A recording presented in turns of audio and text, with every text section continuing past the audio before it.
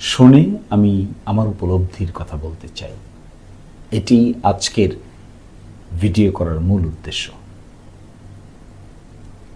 ঢাকা বিশ্ববিদ্যালয় প্রাচ্যের অক্সফোর্ড নামে খ্যাত। এখানে বাছাই করা মেধাবী ছাত্র ছাত্রীরা লেখাপড়া করে। আমরাও একসময় লেখাপড়া করেছি। আমাদের যৌবনকালে ঢাকা বিশ্ববিদ্যালয়ের ছাত্র হতে পেরে নিজেদেরকে ধন্য মনে করতাম।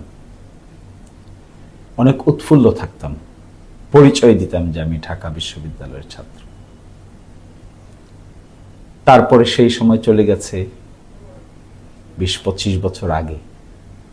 এখন এসে আমাদের নতুন প্রজন্মের মানুষরা এখানকার ছাত্র হচ্ছেন, লেখাপড়া করছেন, তারা তাদের মতামত ব্যক্ত করেছেন। এই মতামত ব্যক্ত করাকে নিয়ে আমরা বিভিন্ন রকম ব্যঙ্গ বিদ্রূপ করে যাচ্ছি। এখন কেউ বলছে এটা হলো এরকম, কেউ বলছে এটা হলো ওরকম, কেউ বলছে এখনো হলো এই পন্থী, কেউ বলছে এখনো হলো ওই পন্থী। কিন্তু আমরা মনে হয় একটা জিনিস মিস করে যাচ্ছি। এরকম ব্লেম, এরকম পন্থা, এরকম ট্যাগিং ঢাকা বিশ্ববিদ্যালয়ের ছাত্ররা কিন্তু অনেক আগেই নিগেট করে দিয়েছে। শুধুমাত্র ট্যাগিংয়ের কারণে কাউকে কোনোভাবে নির্যাতন নিপীড়নের শিকার করা যাবে না, এটি কিন্তু ঢাকা বিশ্ববিদ্যালয় সহ বাংলাদেশে ইতোমধ্যে বলে দেওয়া হয়েছে। তারপরেও আমরা করছি। করে কি ফল পাচ্ছি আমরা? সেটি কিন্তু শুভনীয় কিছু নয়। বিশ্ববিদ্যালয়ের ছাত্ররা ছাত্রীরা কে কাকে ভোট দিয়েছে, যে বা যিনি ভোট দিয়েছেন, দুনিয়ার আর কেউ জানুক আর না জানুক, সে বা তিনি এটি ভালো করে জানেন। সে বা তিনি যদি ভালো করে এটি জেনে থাকেন, আর আমি বা আপনি অথবা আমরা যদি এই বিষয়গুলো নিয়ে টিজ করে কথা বলি, আমরা এই বিষয়গুলো নিয়ে ক্যারিকেচার করি, ব্যঙ্গ বিদ্রূপ করি দূর থেকে, আমরা যারা ভোটার নই, আমরা যারা এখানকার ভোট দেওয়ার অধিকার আমাদের নাই, আমরা যখন বিশ্লেষণ করতে গিয়ে ক্যারিকেচার করব, টিপ্পনি কাটব, অশ্রদ্ধা করব, অসম্মান করব, তখন তাদের মনে আরো বেশি প্রতিক্রিয়া হতে পারে। কারণ তাদের মাইন্ড ফ্রেশ। তারা হলো এমন একটা পজিশনে আছেন যে তারা লেখাপড়া করছেন, তারা বিশ্ববিদ্যালয়ে লেখাপড়া করার ভিত্তিতে তাদের সহপাঠীদেরকে চিনছেন, কে কেমন, কার কি আচরণ, কে কি করেন, কি ধরনের আচরণ করেন, এগুলো দেখে তারা তাদের অবস্থান নির্ণয় করেন।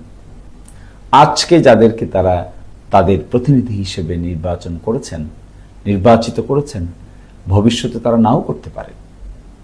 এখন ঢাকা বিশ্ববিদ্যালয়ের ছাত্ররা কি সবাই রাজনীতির সঙ্গে যুক্ত, কোনো না কোনো দলের সাথে যুক্ত? তো সঠিক না। ঢাকা বিশ্ববিদ্যালয়ের ছাত্রীদের বড় অংশ কিন্তু কোনো রাজনৈতিক কর্মকাণ্ডের সঙ্গে যুক্ত নন। তারা কোনো রাজনৈতিক কর্মকাণ্ডের পোর্টফোলিওতেও নেই।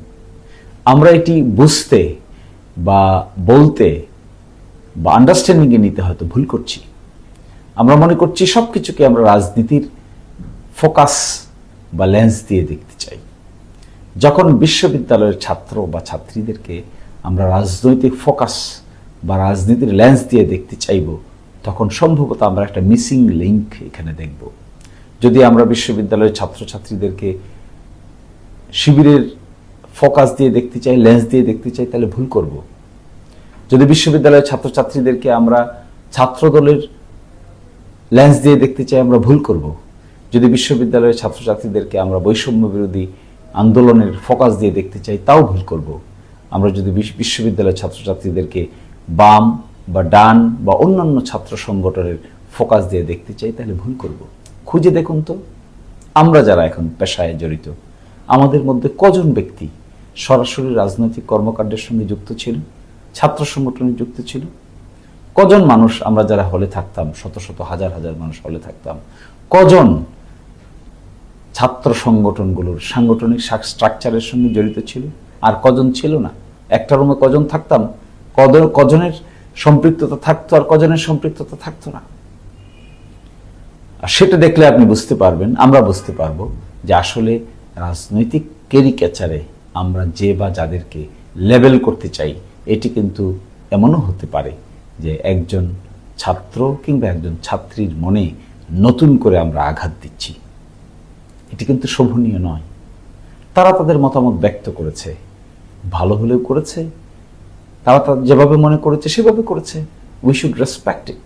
তারা তো অ্যাডাল্ট, তারা তো 18 বছরের অধিক তাদের বয়স, তারা বিশ্ববিদ্যালয়ের ছাত্রছাত্রী, তারা তাদের মতামত ব্যক্ত আজকে এইভাবে করেছে, আরেকদিন আরেকভাবে করতে পারে, আরেকদিন ভিন্নভাবে করতে পারে।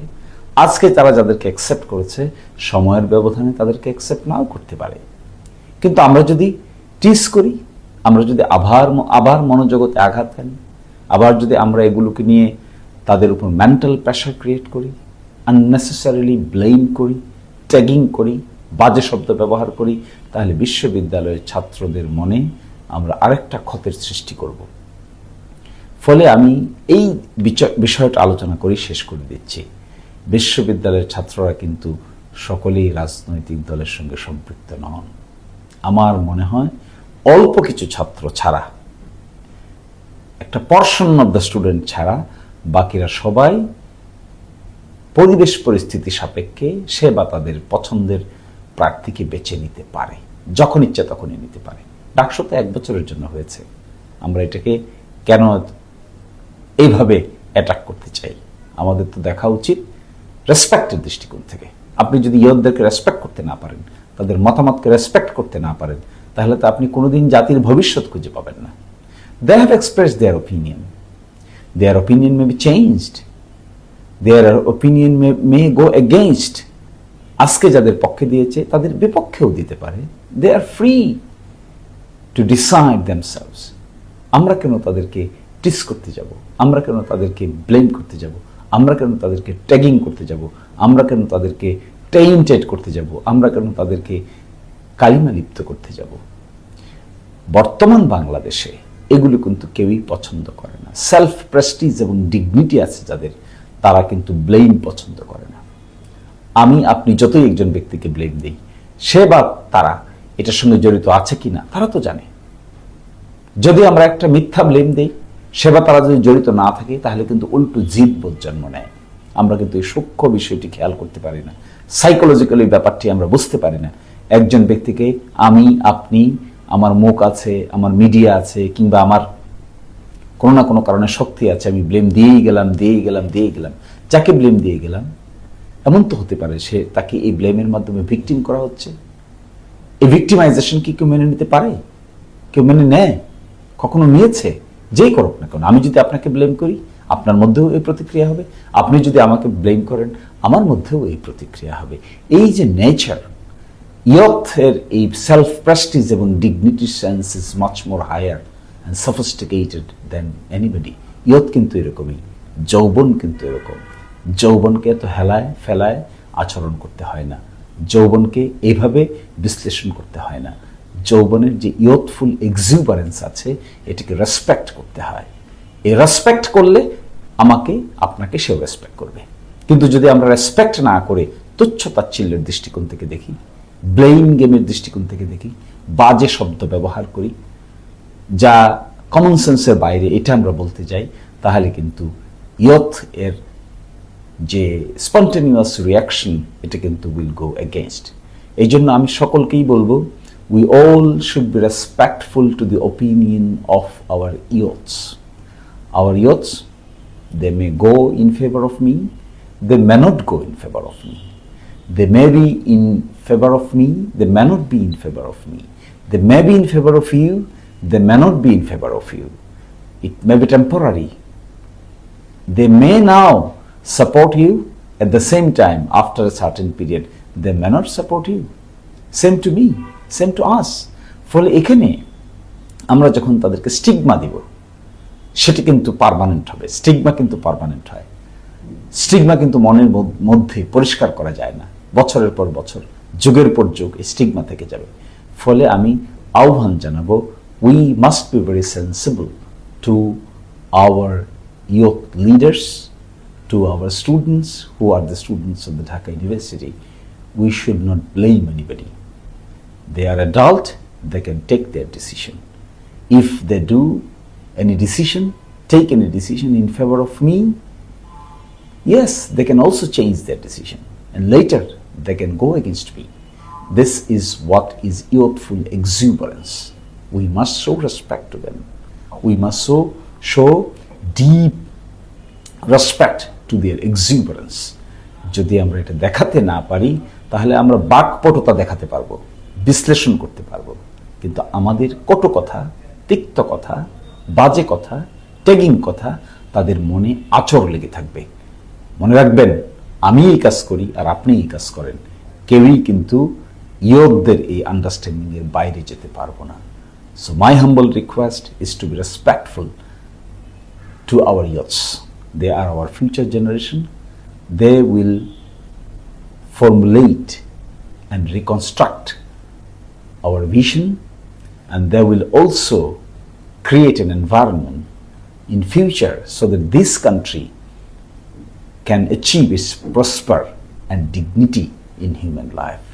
যদি এটা করতে পারি সম্ভবত সবাই রেসপেক্টেড হব, আর যদি এটা করতে না পারি তাহলে বারবার হুচট খেতে হবে।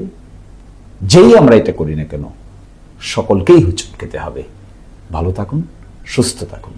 আল্লাহ হাফেজ। সম্মানিত দর্শক শ্রোতা, আশা করি যে যেখানে আছেন ভালো আছেন, সুস্থ আছেন। আমার আজকের আলোচনার বিষয় হলো সুপ্রিম কোর্ট সচিবালয় অধ্যাদেশ 2025। এই সুপ্রিম কোর্ট সচিবালয় অধ্যাদেশের মাধ্যমে সেপারেট জুডিশিয়াল সেক্রেটারিয়েট প্রতিষ্ঠা করা হয়েছে।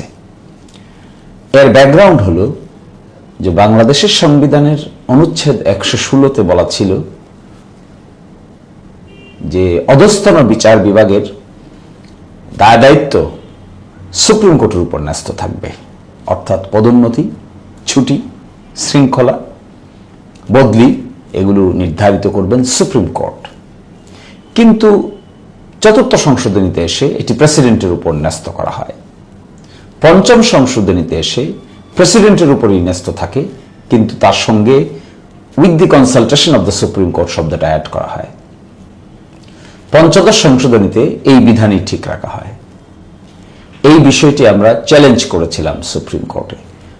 আমাদের হাইকোর্ট ডিভিশন আর্টিকেল 116-কে অসাংবিধানিক ঘোষণা করেছেন, অর্থাৎ সুপ্রিম কোর্টের উপরেই ন্যস্ত থাকবে, প্রেসিডেন্টের উপর ন্যস্ত থাকবে না, এই মর্মে রায় দিয়েছেন। এবং একটি ডাইরেকশন দিয়েছিলেন যে 6 মাসের ভিতরে সেপারেট জুডিশিয়াল সেক্রেটারিয়েট এস্টাবলিশ করতে হবে। একই সাথে শৃঙ্খলা বিধিকে অসাংবিধানিক ঘোষণা করেছেন। এই প্রেক্ষাপটে পৃথক বিচার বিভাগীয় সচিবালয় গঠিত হয়েছে এবং অধ্যাদেশ জারি হয়েছে। 133টি অধ্যাদেশের মধ্যে এই অধ্যাদেশটি খুবই গুরুত্বপূর্ণ অধ্যাদেশ। এই অধ্যাদেশে আমরা এখন এসে দেখছি সরকার যে রিকমেন্ডেশন দিয়েছে সেই অধ্যাদেশের ভিতরে গুরুত্বপূর্ণ পরিবর্তনের রিকমেন্ডেশন দিয়েছে। তারা বলেছেন মূল যে ইস্যুটুকু আছে, বিচারকদের নিয়ন্ত্রণ অর্থাৎ বদলি, পদোন্নতি, শৃঙ্খলা সম্পর্কিত অধ্যাদেশের ধারা 7 বাদ দেওয়া যেতে পারে। এবং একই সাথে বলেছেন যে ধারা 7 বহাল রেখে আরেকটা কথা বলা যেতে পারে, সরকার উপযুক্ত মনে করিলে বাংলাদেশ সুপ্রিম কোর্টের সহিত পরামর্শক্রমে ধারা 7-এর বিধানাবলী সরকারি গেজেট প্রজ্ঞাপন দ্বারা কার্যকর করিবে। মানে সরকার উপযুক্ত মনে করিলে, এর অর্থ কি? তার মানে বদলি, পদোন্নতি, শৃঙ্খলা এবং একই সাথে ছুটি সরকার ঠিক করবে। এগুলো সরকার উপযুক্ত মনে করিলে হবে এই গ্যাজেট, নাকি উপযুক্ত মনে না করিলে হবে না? আশ্চর্য। তারা বলছেন যে এটাকে আবার সেখানে নিয়ে যেতে। এখান থেকেই তো সেপারেট জুডিশিয়াল সেক্রেটারিয়েট প্রতিষ্ঠা করে আনা হলো এখানে। তো সেপারেট জুডিশিয়াল সেক্রেটারিয়েট প্রতিষ্ঠা করে যদি এখানে আনা হয়, আবার সেই অংশটুকুকে পরাধীনতার নাগ পাশে আবদ্ধ করে আইন মন্ত্রণালয়ের কাছে নিয়ে যাবেন। এখানে সরকার উপযুক্ত মনে করিলে মানে কি আইন মন্ত্রণালয় হবে? কেন করছেন এটা? কেন এই প্রস্তাব? এই প্রস্তাব থেকে সরে আসুন। আমি আপনাদেরকে আহ্বান জানাচ্ছি, এত সংগ্রামের পরে, এত কিছুর পরে যখন একটি অধস্তন স্বাধীন বিচার বিভাগ প্রতিষ্ঠার জন্য সংগ্রাম করে আমরা কাজ করেছি, দিন রাত কাজ করেছি, কষ্ট করেছি, শ্রম দিয়েছি, পরিশ্রম করেছি, অনেকেই করেছেন, অনেকেই কষ্ট করেছেন, দীর্ঘদিন থেকে করছেন। অবশেষে যখন একটি সুরাহা হলো, আপনারা আবার প্রস্তাব করছেন ঘুরে ফিরে সেটিকে সেখানে নিয়ে দেওয়ার জন্য। পরাধীন বিচার বিভাগ খুব ভালো লাগে আপনাদের, না? কেন? আমরা তো স্বাধীন বিচার বিভাগ দেখতে চাই। বদলি, পদোন্নতি, শৃঙ্খলা বিধিতে সরকারের হস্তক্ষেপ থাকার তো কথা নয়। সুপ্রিম কোর্ট সচিবালয় হয়েছে, তারা ফাংশন করবে। তারা ফাংশন করতে না পারলে সরকার যদি ফাংশন করে, আবার সেই রাতের বেলা কোর্ট বসানো, বদলির ভয় দেখিয়ে, পদোন্নতির ভয় দেখিয়ে কেন এগুলো করবেন? এগুলো করার কোনো অর্থ নাই। আমি আপনাদেরকে আহ্বান জানাচ্ছি, দয়া করে এই ধরনের বিষয় থেকে সরে আসুন। যেভাবে আছে সেভাবে রাখুন, যেভাবে অধ্যাদেশে আছে সেভাবেই থাকো। এগুলোকে আর পরিবর্তন করার চিন্তা করাটা ঠিক নয়। পুরো স্কিমটা নষ্ট হয়ে যাবে। আশা করি সকলেই ভালো থাকবেন।